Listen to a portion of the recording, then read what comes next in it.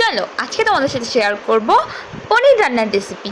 আমি অত ভালো রান্না করতে পারি না, কিন্তু এখন নতুন নতুন সংসারে আসছি, এখন যা পারি তোমাদের সাথে শেয়ার করছি। তোমরা দেখো আমার রান্না যদি তোমাদের ভালো লাগে অবশ্যই লাইক কমেন্ট শেয়ার করো, আর ট্রাই করে দেখো ভালো লাগে কিনা। আমার কাছে কিন্তু ভালোই লাগে, কিন্তু হ্যাঁ আমি জানি এত ভালো রান্না করতে পারি না, অনেক বড় বড় রাঁধুনি আছে, তারপরেও আমি আমার যেরকম পারি আমি সেরকমই তোমাদের সাথে শেয়ার করি। তো দেখো এখানে আলু পনির মানে আলুটা সেদ্ধ করে নিয়েছি, পনিরও ভেজে নিয়েছি। ভেজে একটা ইসে আছে যে এটা গরম জলে দিতে হয়, আবার গরম জল থেকে উঠে ঠান্ডা জল দিতে হয়, তাহলে পনিরগুলো নাকি ভাঙে না। এটা আমার শাশুড়ি মা আমাকে শিখিয়েছে।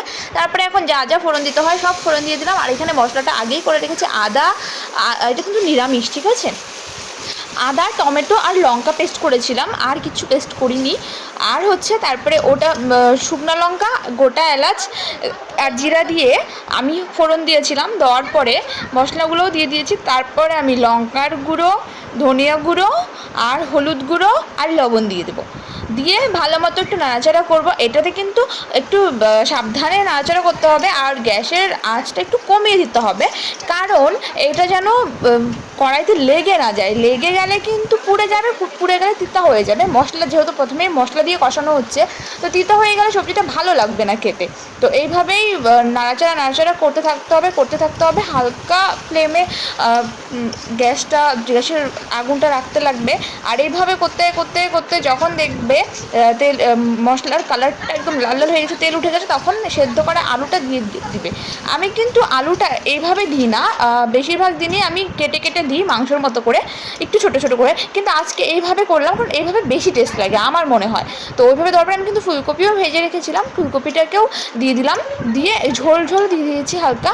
দিয়ে দেখো এটা বেশি শর্টকাট। আর যদি আলু যদি কেটে নাও তাহলে ওটা একটু সময় বেশি লাগে, এভাবে সময়টা কম লাগে, আলুটা আগে থেকে সেদ্ধ করা থাকে। তো এভাবে করলে তাড়াতাড়ি হয়ে যায় রান্নাটা, অত কষ্ট করতে হয় না। আর এটা কিন্তু পেঁয়াজ রসুনের না, যারা যারা নিরামিষ খাবে ভাবছো তারা কিন্তু এটা করতে পারো। শুধু আদা রসুন টমেটো পেস্ট দিয়ে, আদা লঙ্কা সরি রসুন চলে এসছে, টমেটো পেস্ট দিয়েই কিন্তু হয়ে যায়। তারপরে ঢেকে দিয়েছিলাম, ঢেকে আবার খুলে দেখছি কীরকম হয়েছে। তো দেখো রান্নাটা কিন্তু হয়ে গেছে, একটু ঝোলঝুলি থাকবে যেহেতু অনেক লোকের রান্না। তো ঝোলের ওপরে এখন পনিরটা দিয়ে দিচ্ছি। দেখো একটা পনিরও কিন্তু ভাঙেনি, যেভাবে করেছিলাম একটু পনিরও ভাঙেনি। আর আগে ভাবতাম কেন আমার পনির ভেঙে যায়, আমি তো গরম জলে দিতামই না, উঠে যে আর ঠান্ডা জল দেবো সেটাও দিতাম না, তাই জন্য ভেঙে যেত। তো দেখো আমার রান্না কিন্তু কমপ্লিট। লাস্টে আমি একটু কস্তুরি মেথি দিয়ে দেবো। তোমরা অনেকেই দাও না, আমিও আগে দিতাম না। আমার শাশুড়ি মা বলেছিল যে কস্তুরি মেথি দিলে তরকারির টেস্ট বাড়ে, সেন্ট ভালো হয়। তো আমি এখন মাংস বলো আর পনির বলো আমি দুটোতেই কস্তুরি মেথিটা দিই। যারা দিবে না ভাবো ভালো লাগে না, তারা স্কিপ করতে পারো। লাস্টে একটু জিরা গুঁড়ো আর একটু গরম মশলা গুঁড়ো, আর সবচেয়ে লাস্টে দিয়ে দিচ্ছি পনির মশলা। এইটা দিয়ে কিন্তু সেন্টটা ভালো আসবে।